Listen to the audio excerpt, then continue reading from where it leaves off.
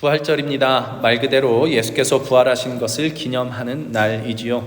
예수님의 부활은 사도 바울이 고린도전서 15장 14절에서 그리스도께서 만일 다시 살아나지 못하셨으면 우리가 전파하는 것도 헛것이고 또 너희 믿음도 헛것이다 라고 말할 정도로 우리 기독교 신앙의 핵심 중의 핵심이라 할 수 있습니다. 그래서 우리는 해마다 부활하신 예수님께서 부활하신 것을 기념하고 또 기억하면서 부활절을 지키고 있습니다.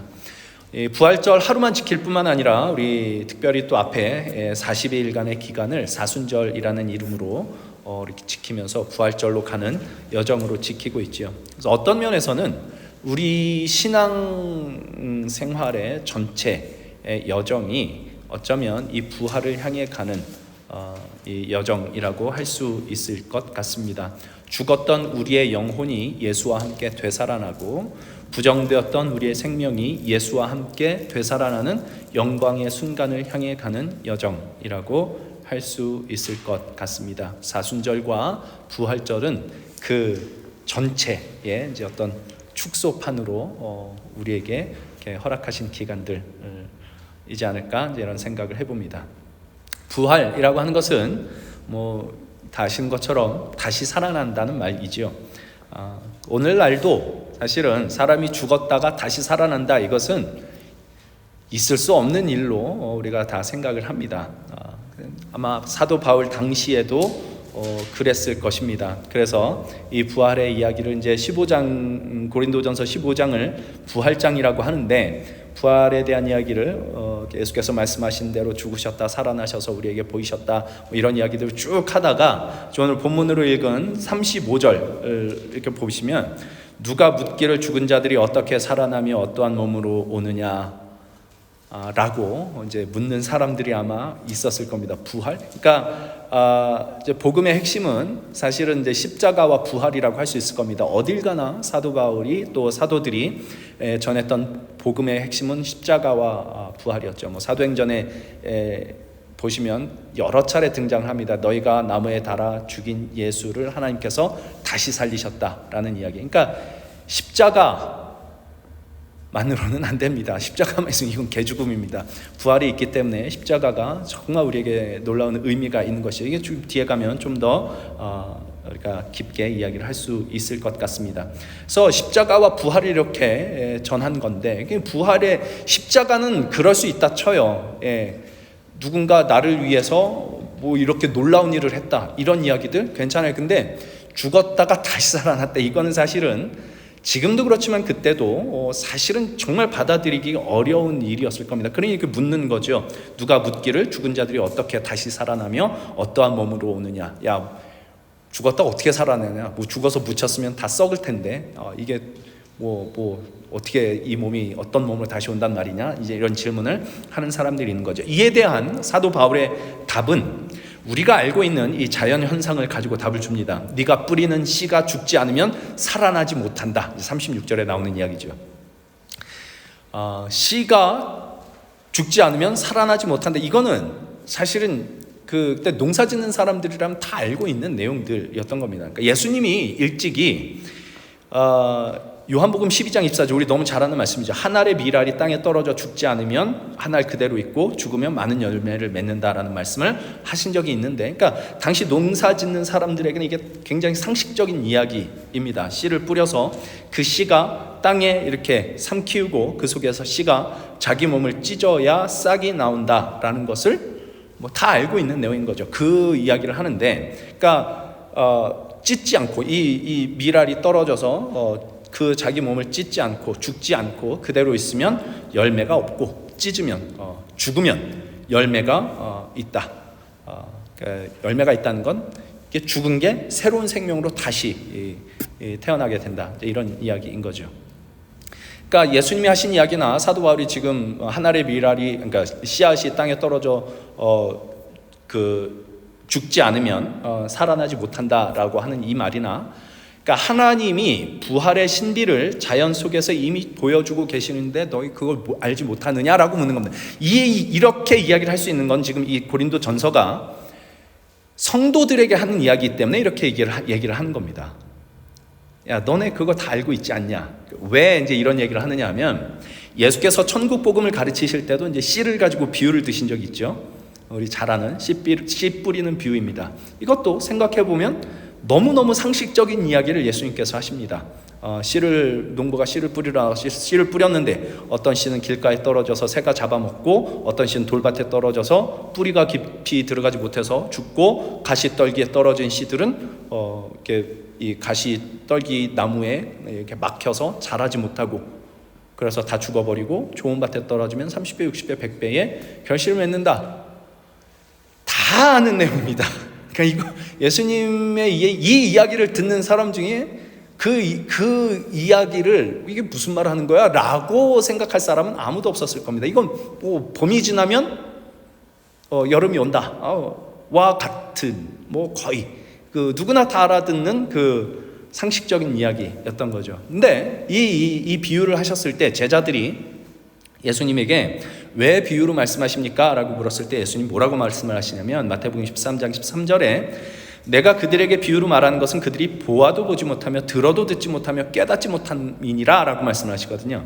말하자면 예수께서 비유로 말씀하신 내용은 사실 그 내용 자체만 놓고 보면 누구나 다 아는 상식적인 이야기를 하지만 사실은 그 안에 모두가 알지는 못하는 어떤 진리가 담겨져 있다 라는 이야기를 하고 있는 거죠.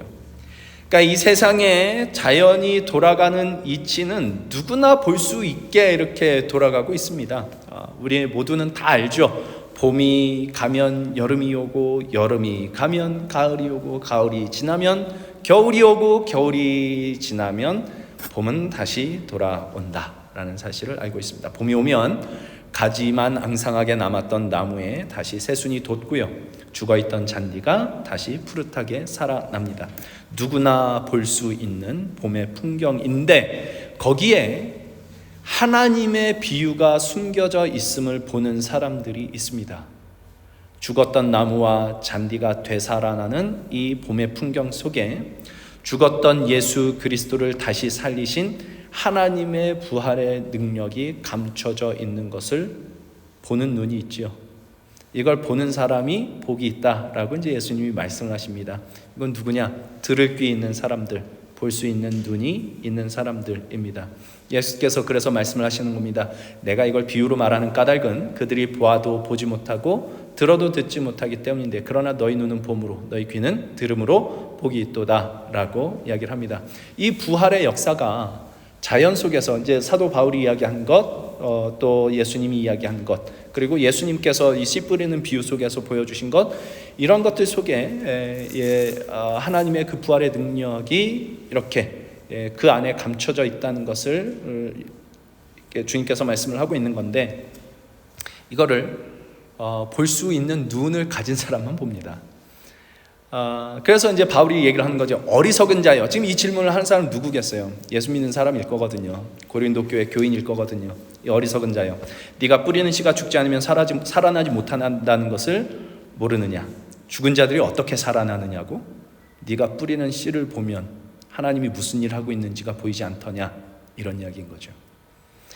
봄의 계절에 부활절을 맞이하는 우리는 자연 속에 비유로 알리신 예수의 부활을 볼 수 있습니다. 봄의 계절에 예수의 부활을 봄으로 우리는 복이 있습니다. 할렐루야. 그런데 바울이 지금 이 씨 이야기로 부활을 설명하는 데는 또 하나의 이유가 있는데, 이 부활 생명이 얼마나 영광스러운가 하는 것을 아마 가르치기 위해서일 거라고 이제 이 본문 말씀을 보면 이렇게 알 수가 있습니다. 본문 37절, 38절 보시면 또 네가 뿌리는 것은, 씨를 뿌린다는 거죠. 네가 뿌리는 것은 장래의 형체를 뿌리는 것이 아니요 다만 밀이나 다른 것의 알맹이 뿐이로되 하나님이 그 뜻대로 그에게 형체를 주시되 각 종자에게 그 형체를 주시느니라. 그러니까 씨하고 열매를 이렇게 매치해 보면 사실 잘 매치가 되지 않지요. 아마 이제 그 단독 주택 있으신 분은 뒷뜰에 뭐 씨 뿌려서 뭐 상추도 따고 뭐 깻잎도 따고 뭐 그렇게 하실 텐데, 상추하고 상추 씨하고 매치가 안 되지 않습니까? 깻잎하고 깻잎 씨하고 매치가 안 되죠. 그러니까 상추를 따려고 상추를 심는 사람은 없습니다. 상추 씨를 심는 거죠. 그래서 상추 씨를 보면 이게 상추가 될 거라는 상상이 사실은 안 됩니다. 씨만 보고 어떻게 이게 상추가 될 거라는 생각을 할 수가 있을까요? 그러니까 우리는 봤으니까 이게 상추 씨니까 심으면 상추가 나겠구나 알겠지만 씨만 봐가지고 사실 상추 모양이 뭐 하나도 상상이 안 될 겁니다. 포도를 수확하기 위해서는 포도를 심는 게 아니라 포도를 심죠. 포도 씨를 심죠. 그래서 떨어진 것은 씨인데 그 씨가 거기서 죽으면 새로운 생명이 열립니다. 씨가 죽어서 전혀 상상할 수 없는 것이 열립니다. 이것이 하나님께서 만들어내시는 부활이라고 합니다. 죽는 거는 이렇게 죽는데, 그러니까 정말 보잘것없는 것이 이렇게 죽어 들어가는데 거기서 부활 생명으로 터져나온 이 생명은 정말 상상할 수 없는 놀라운 것이 나타나더라라는 거죠. 그래서 부활하신 그리스도 안에 있는 자마다 상상할 수 없는 영광스러운 부활의 몸을 입게 될 것이다라는 것이 이제 성경의 가르침인데, 이게 이제 오늘 본문 42절 이하에 이렇게 잘 설명이 되어 있습니다. 죽은 자의 부활도 그와 같으니 썩을 것으로 심고 썩지 아니할 것으로 다시 살아납니다. 욕된 것으로 심고 영광스러운 것으로 다시 살아나고, 약한 것으로 심고 강한 것으로 다시 살아나며, 육의 몸으로 심고 신령한 몸으로 다시 살아나나니 육의 몸이 있은즉 또 영의 몸도 있느니라. 그러니까 심는 게 뭔가요? 썩을 것, 욕된 것, 약한 것, 육의 몸, 이런 것들입니다. 그러니까 우리 썩을 몸이죠. 근데 썩을 것으로 심는데 썩지 아니할 것으로 부활의 몸을 입습니다. 욕된 것을 심었는데 영광스러운 부활의 몸을 입을 것이고, 약한 것을 심는데 강한 것으로, 육을 심었는데 영적인 것, 신령한 몸으로 살아납니다. 이게 죽은 자의 부활이라고 합니다. 그러니까 썩을 몸, 우리의 욕된 자, 이런 것들이 죽으면 부활합니다. 그러니까 죽은 자의 부활도 그와 같으니라고 얘기를 하죠. 그러니까 죽은 자의 부활입니다. 부활은 언제나 죽은 자의 부활이지 산 자의 부활이라는 건 없습니다. 주일학교 선생님이 아이들에게 물었답니다. 어떻게 하면 천국에 갈 수 있겠니? 돈 많으면 갈까? 아니요. 힘이 세면 갈까? 아니요. 그럼 어떻게 해야 가죠? 뭐라 그랬다고요? 죽어야 가요. 죽어야 가요. 그렇죠? 죽어야 천국을 가고 죽어야 영광스러운 부활의 몸을 입습니다. 생물학적 죽음을 의미하는 것은 당연히 아니죠. 마태복음 13장 아까 씨 뿌리는 비유를 얘기를 했는데, 씨 뿌리는 비유 이야기를 이렇게 쭉 하고서 한번 물어봐요. 성도들에게, 여러분은 이 길가, 돌밭, 가시밭, 좋은 밭, 옥토 중에 어떤 땅 같습니까? 어떤 밭 같습니까? 물어보면 다 나는 길가 같아요, 나는 돌밭 같아요, 나는 가시밭 같아요 라는 이야기를 하지, 나는 정말 좋은 밭 같아요 라고 말하는 사람은 제가 한 번도 못 본 것 같아요, 지금까지. 그렇죠? 30배, 60배, 100배의 결실을 못 맺고 있으니까 사실은 그게 맞습니다. 우리는 좋은 땅일 수가 없습니다. 좋은 땅일 수가 없어서 예수라는 그 생명의 씨가 심겨졌는데도 불구하고 예수님을 죽인 게 인간입니다. 그러니까 이게 진짜 못된 땅들이죠. 그런데 성경의 가르침은 뭐냐면, 하나님의 나라는 바로 그 길가에, 또 돌짝밭에, 또 가시떨기밭에 떨어진 이 씨가 열매를 맺는 나라가 하나님의 나라다라는 것입니다. 길가에서 싹이 나고 돌을 뚫고 줄기가 나고 가시떨기를 이겨내고 열매를 맺어내는 나라. 근데 이게 왜 그러냐?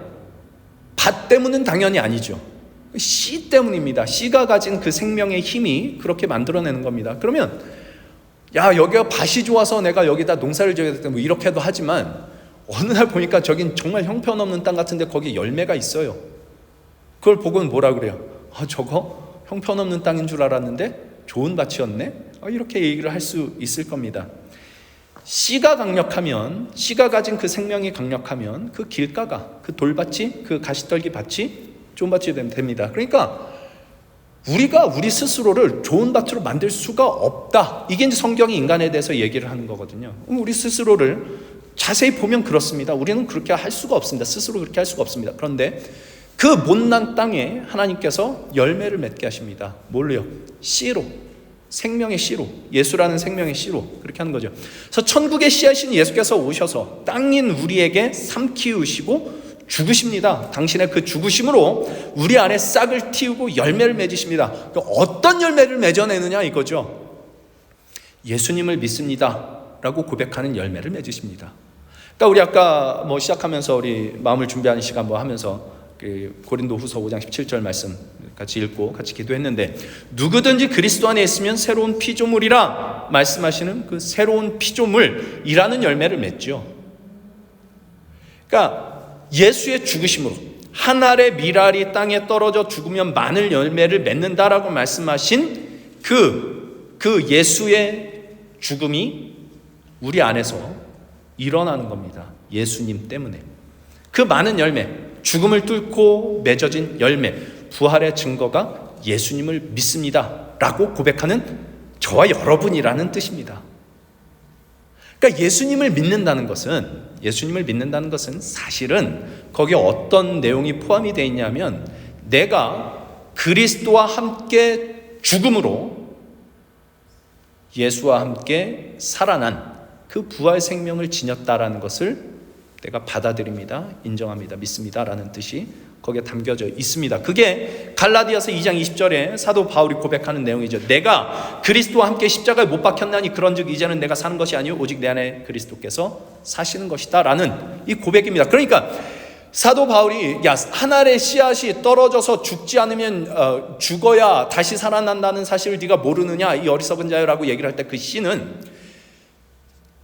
첫 번째는 예수 그리스도의 씨고, 그 다음에 그 42절 이하에 나오는 이 썩어질 것으로 심는다, 욕된 것으로 심는다, 또 육으로 심는다 라고 이야기를 할 때 그 씨들입니다. 우리들입니다.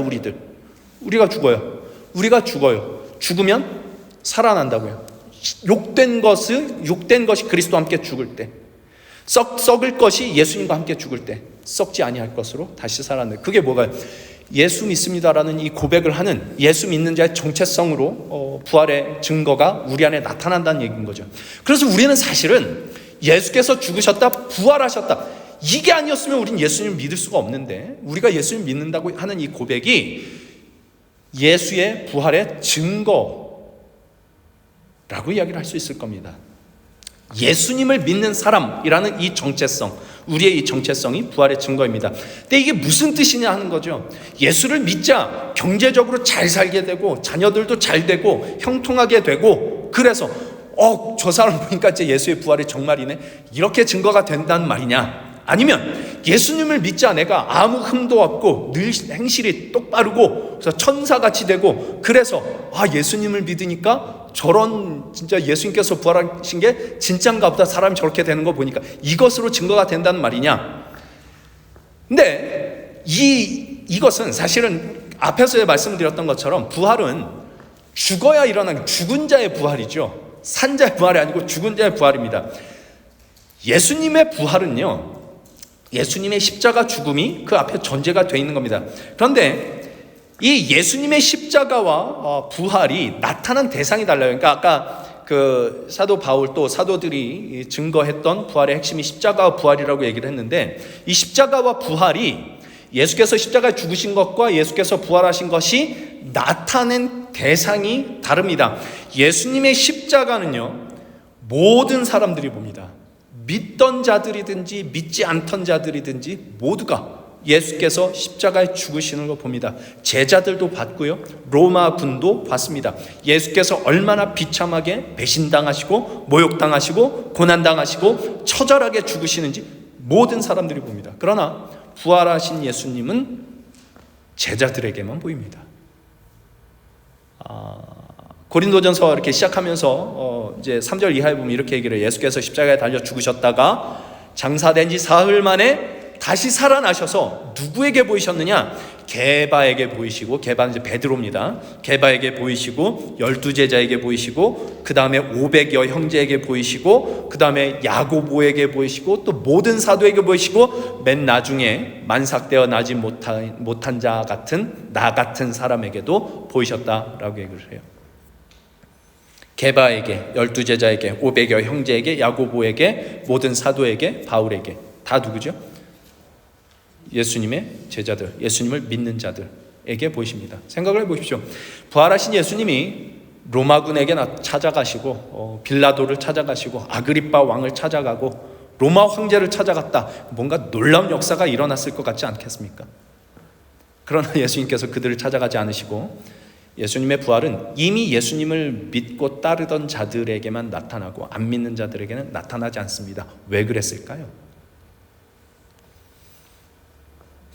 그들은 봐도 보지 못하고 들어도 깨닫지 못하기 때문입니다. 부활하신 예수님께서 그들에게 나타나셔도 그들은 믿지 않았을 겁니다. 이게 무슨 뜻이냐면, 세상을 향한 기독교 신앙의 증거는 부활 가지고 증거하지 않는다는 얘기죠. 우리가 부활의 증거로 서 있는데, 이 예수께서 부활하셨다는 이 증거를 부활로 증거하지 않습니다. 이 사람들이 볼 수 있는 건 십자가밖에 없거든요. 놀부신 뿔을 가지고 살아야 잘 산다는 얘기 우리 지난주에 잠깐 했었는데, 그죠? 놀부신 뿔을 가지고 살면 경제적으로 잘 살아요. 정직하면 손해만 본다고 이야기를 하고, 이게 세상입니다. 정말 비참한 세상 아닙니까? 다 그렇게 살아야 된다고 부추기고 있는 세상. 내 편과 네 편을 가르고 다툼과 분열이 일어나고 혐오와 증오가 넘치는 이 끔찍한 세상 속에서, 아니, 사람은 그렇게 사는 게 아니야. 잘 사는 건 그렇게 사는 게 아니야. 예수를 따라야 하고, 희생할 줄 알아야 하고, 용서할 줄 알아야 하고, 끌어안을 줄 알아야 하고, 내가 아파도, 내가 아프다 할지라도 이게 주님께서 원하시는 길이라면 그 길로 가는 게, 그게 잘 사는 거야 라고 말하는 것. 근데 그렇게 살면 고통스럽거든요. 괴롭고, 그거야말로 십자가를 지고 가는 것 같은 고난이죠. 그렇게 살아가는 하나님의 백성에게만 보이시는 것이 예수의 부활입니다. 다른 사람들에게는 보이질 않아요. 그러니까 너무 중요한 약속이죠. 부활의 영광이 우리에게 주어져 있다. 내가 여기서 예수님 따르느라 고통당하고 죽는다고 해서 그걸로 망하는 거 아니다. 그걸로 끝이 아니다 라는 약속이 예수 그리스도의 부활 속에 담겨져 있고, 믿는 자들에게 그것이 보이는 겁니다. 그래서 부활장이라고 고린도전서 15장이 부활장이라고 얘기를 했는데, 그래서 이 희한한 얘기를 해요. 사도 바울이 15장 31절, 형제들아, 내가 그리스도 예수 우리 주 안에서 가진 바 너희에 대한 나의 자랑을 두고 단언하노니 나는 날마다 죽노라요. 날마다 죽노라. 왜요? 죽어야 부활이 있다는 걸 알거든요. 이 날마다 죽노라가 무슨 의미냐라는 것이 그 뒤에 이렇게 이어서 나옵니다. 32절 이하에, 내가 사람의 방법으로 에베소에서 맹수와 더불어 싸웠다면 내게 무슨 유익이 있으리요? 사람의 방법으로, 하나님을 따르는 방법 말고 사람의 방법으로 맹수같이 달려든 이들과 싸웠다면 나에게 무슨 유익이 있으리요? 라는 겁니다. 죽은 자가 다시 살아나지 못한다면 내일 죽을 터이니 먹고 마시자 하리라. 속지 말라. 악한 동무들은 선한 행실을 더럽히나니 깨어 의를 행하고 죄를 짓지 말라. 하나님을 알지 못하는 자가 있기로 내가 너희를 부끄럽게 하기 위하여 말하노라. 죽은 자가 다시 살아나지 못한다면 먹고 마시자 그러고 말지. 여기서 놀부심보로 살면서 잘 살자 그러고 말지. 의를 행하고 선을 행하고 죄 짓지 않기 위해 애쓰고 하는 일들을 무슨 소용이겠냐? 뭐가 없었다면, 죽은 자가 다시 살아나는 일이 없었다면. 그러나 우리가 알지 않느냐? 부활이 있다는 걸 알지 않느냐? 그러니 어떻게 우리냐 먹고 마시자 그러고 살 수 있겠냐? 이 땅에서 나 잘 먹고 잘 사는 게 땡이니, 장땡이니, 놀부심보 가지고 살자. 정직하면 손해만 본다. 적당하게 이렇게 하면서 잘 살아보자. 그렇게 얘기를 해야죠. 부활이 없다면. 이게 나는 날마다 죽노라의 내용입니다. 육적인 내 자아, 썩어 없어질 내 자아는 먹고 마시자로 살면 그만이지만 그 육적인 자아는 날마다 죽는다. 나에게는. 그리고 영광스러운 몸을 입는다. 깨어 의를 행하고 선을 행하고 죄를 짓지 않기 위해 애쓰는 영광스러운 부활의 몸을 입기 위하여 나는 날마다 죽노라 라고 이야기를 하는 거죠. 그러니 우리가 세상 가운데 부활을 증거하고자 한다면, 우리가 부활이야말로 진짜 부활이 없었다면 우리의 믿음도 헛것이라고 말할 정도로 이게 가장 중요한 핵심인데, 그래서 우리가 이 복음을 증거하고자 한다면 부활을 증거할 수 있어야 할 텐데, 이 세상 가운데 부활을 증거하고자 한다면 부활을 증거하는 게 아니라 십자가를 증거하는 겁니다. 나는 날마다 죽노라를 증거하는 겁니다. 죽음을 증거합니다. 왜요? 사람들에게 부활은 보기는 보아도 보지 못하고 듣기는 들어도 듣지 못하고 깨닫지 못하는 거거든요. 부활은 믿는 자에게만 나타나는 거거든요. 누구나 볼 수 있는 봄이 오는 풍경 속에서도 믿는 자만이 예수님의 부활을 그 속에서 볼 수 있거든요. 너희 눈은 봄으로 복이 있도다. 할렐루야. 그래서 죽은 자가 다시 사는 것을 우리가 안다는 거 아닙니까? 야, 이 자연을 보니 하나님께서 예수를 부활시키신 것이 맞구나. 죽은 것이 살아나는 것이 있구나. 죽는 자가 다시 사는 것이 있구나. 죽는 게 끝이 아니구나 라는 것을 아는 거 아닙니까? 놀부심보로 살면 10개 가질 수 있는데 주님을 따르면 5개를 손해봐요. 그런데 그 길을 따르는 겁니다. 아프죠. 힘들고 괴롭습니다. 우리 어르신들하고 이렇게 레크레이션 하면서 하는 박수 중에 우리 손현수 어머니 기억하십니까? 이거 당신 멋져 박수 아십니까? 알죠. 당당하게 살자, 멋지게 살자, 신나게 살자, 져주면서 살자. 져주면서 살자가 제일 중요합니다. 져주면서 살자. 져주면서 살자가 안 되니까 맨날 그렇게 싸우는 겁니다. 맨날 그렇게 싸우고 다퉈서 이기면 기분이 좋냐? 안 그래요. 이겨도 기분 더러워요. 싸우면. 그렇잖아요. 제가 어떤 강연을 듣는데 이거 되게 멋있는 말을 누가 이렇게 해요. 우리가 이렇게 져주지 않고 자꾸만 싸우고 하는 이유가 우리 안에 자존심이 있기 때문인데, 자존심이 살아나 있으니까, 그렇죠? 살아 있으니까 이렇게 싸우는데, 자존심이 꽃과 같답니다. 그런데 저는 이걸 뭐 잘 몰라요. 근데 그 얘기를 들으면서 그런가 보다 이제 그렇게 된 거예요. 농사 지으시는 분들은 그걸 잘 아시는 것 같아요. 꽃이 떨어져야 열매가 맺는다면서요. 아세요? 꽃이 떨어져야 열매가 맺는답니다. 꽃이 죽어야, 자존심이 죽어야 열매가 맺힌대요. 썩어질 것이 죽어야, 욕된 것이 죽어야 영광스러운 부활의 열매가 맺혀집니다. 의를 행하고 선을 행하기 위해 쓰고 죄 짓지 않기 위해 쓰고, 이런 것들이 뭐 내 의를 드러내기 위함이 아니라 예수를 따르기 위해, 때로는 이게 죽을 것 같이 힘들 때가 있습니다. 그 죽을 것 같이 힘든 게 그 길 가는 것 자체가 힘들어서일 때도 있고, 거길 가야 된다는 건 아는데 안 돼서 미치겠는 그런 것도 있죠. 근데 그런 게 왜 생겨날 거예요? 그런 일들이 그리스도 안에서 새로운 피조물이 되었기 때문입니다. 부활 생명을 얻었기 때문이죠. 이게 영광스러운 부활의 몸이래요. 흠이 없는 천사와 같이 되는 것이 아니라 예수 믿는 사람이 되는 겁니다.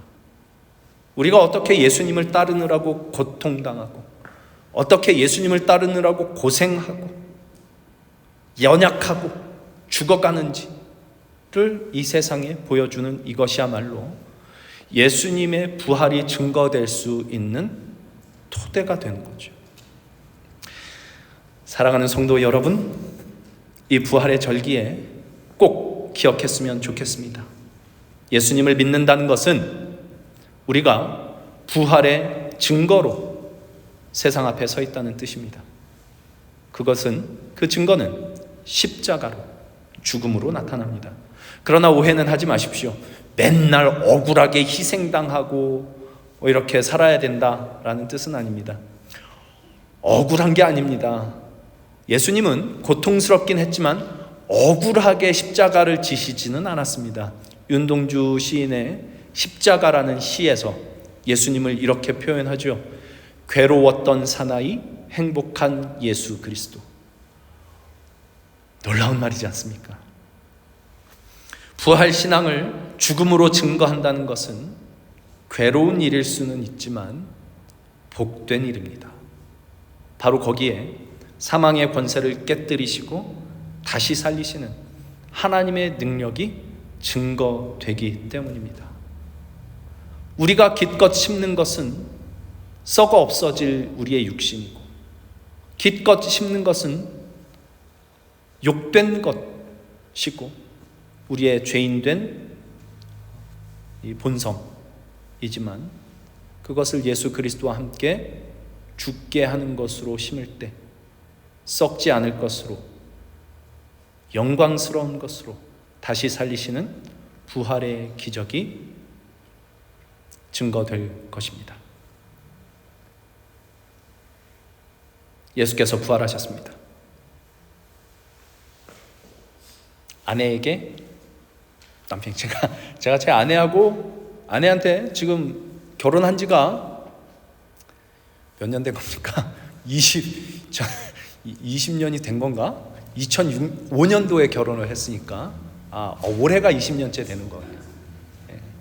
20년째 살아가고 있는데 20년 동안 제가 듣는 얘기가 있습니다. 말 좀 예쁘게 하라.